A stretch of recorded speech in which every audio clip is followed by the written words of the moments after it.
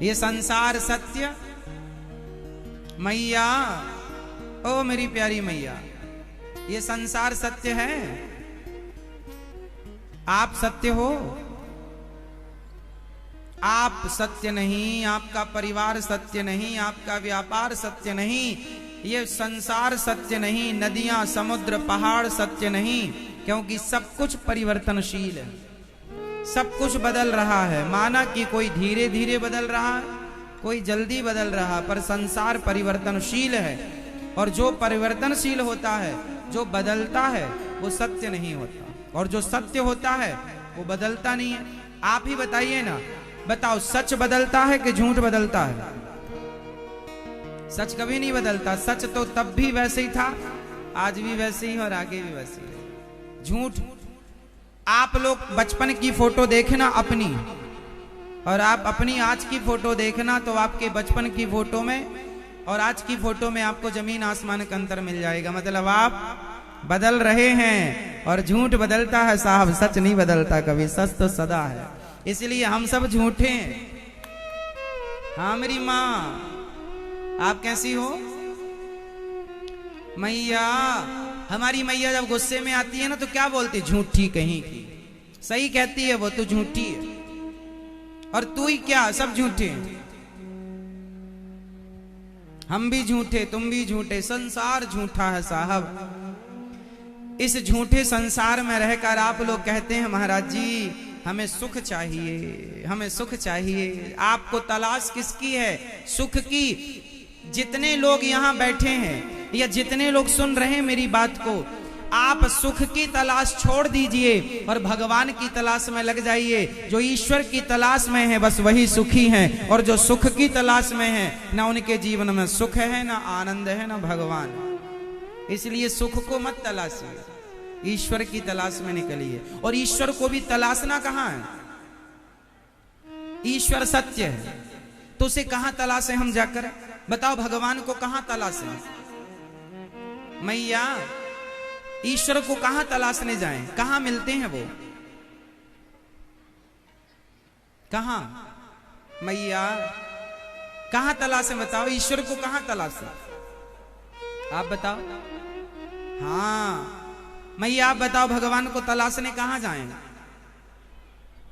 ओ मेरी माँ, कहां तलाशे मेरी माँ? जोर से, और जोर से। आजकल का आदमी ना बाहर तलाश रहा है, बाहर तलाश रहे हैं, आप गलत हैं। अच्छा, आप एक बात बताइए, आप ट्रेन में तो बैठे होंगे, तो ट्रेन में जो विंडो सीट होती है ना, जिस तरफ खिड़की होती है उस तरफ ज्यादा लोग बैठना चाहते हैं। ज्यादा लोग क्या, सब लोग बैठना चाहते हैं। वो सबको भले ना मिले, पर भाव तो सबका होता है कि मैं खिड़की की सीट में बैठूं, खिड़की के पास बैठूं। ये बात सही है या गलत है? हर आदमी खिड़की के पास क्यों बैठना चाहता है, इसका उत्तर कौन देगा? ट्रेन हो या फ्लाइट हो, आप फ्लाइट में यात्रा करेंगे ना, तो फ्लाइट में जो विंडो की सीट होती है वो सीट की कीमत ज्यादा होती है। यदि आप उसे बुक कराएंगे तो उसके चार्ज ज्यादा देने पड़ेंगे। फ्लाइट में विंडो सीट यदि आप पहले से बुक करा रहे हैं तो आपको उसके चार्ज पहले से ज्यादा देने पड़ेंगे। बताओ, हर व्यक्ति ट्रेन में बैठता है, बस में बैठे तो भी वो खिड़की वाली सीट में बैठना पसंद करता है। बस में बैठे तो खिड़की की तरफ, ट्रेन में बैठे तो खिड़की की तरफ, और एरोप्लेन में बैठे तो खिड़की की तरफ। मतलब हर आदमी, 100 में से 99 व्यक्ति खिड़की की तरफ बैठना पसंद करते हैं। बताओ क्यों? फटाफट उत्तर दो। हाँ, क्योंकि आज का आदमी बहिर्मुखी हो गया है, वो बाहर देखना चाहता है। काश बाहर की जगह वो भीतर देखता तो आनंद में डूब जाता, लेकिन आनंद तब तक नहीं है जब तक दृष्टि बाहर है। दृष्टि भीतर हो जाए तो जो सुख तुम बाहर देखना चाहते हो, ऑलरेडी वो सुख आपके भीतर समाया हुआ है। वो सुख भीतर से प्रकट हो सकता है, पर आप बाहर देखना पसंद करते हैं। आप फिर भी दुखी हैं। आप दुखी क्यों हैं? क्योंकि आप अभी अपने जीवन में बाहर देख रहे हैं।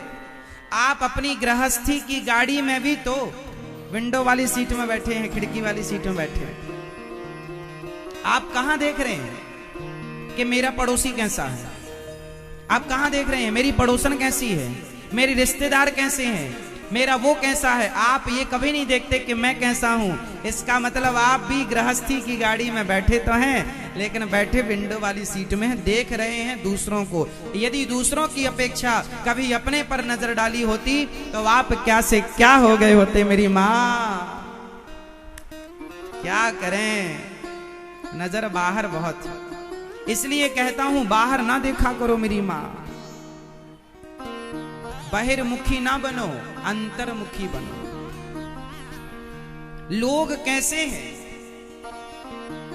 लोग क्या सोचते हैं, लोग क्या कहते हैं, ध्यान मत रखो। हमें लोग गाली देते हैं या लोग हमारी आरती उतारते हैं, हमें कोई मतलब नहीं। हम अपना काम करते हैं बस। हमें पता है कि हमें क्या करना है। हमें बस ये पता है कि ये सही है, ये गलत है, और सही रास्ते पर चलना है, गलत रास्ते पर नहीं चलना। सही रास्ते पर चलते जाओ, तुम्हारे भगवान तुमसे ना रूठें और तुम अपने आप से ना रूठो। क्यों? क्योंकि हम जमाने से झूठ बोल सकते हैं, अपने से क्या झूठ बोलेंगे। हम किसे देख रहे हैं ये आप नहीं जानते, ये हम जानते हैं और हमारे भगवान जानते हैं कि हम किसे देख रहे हैं। इसलिए मेरे मन की बातें या मैं जानूं या वो जाने, तीसरे की एंट्री यदि आपके जीवन में हो गई तो केवल दुख है।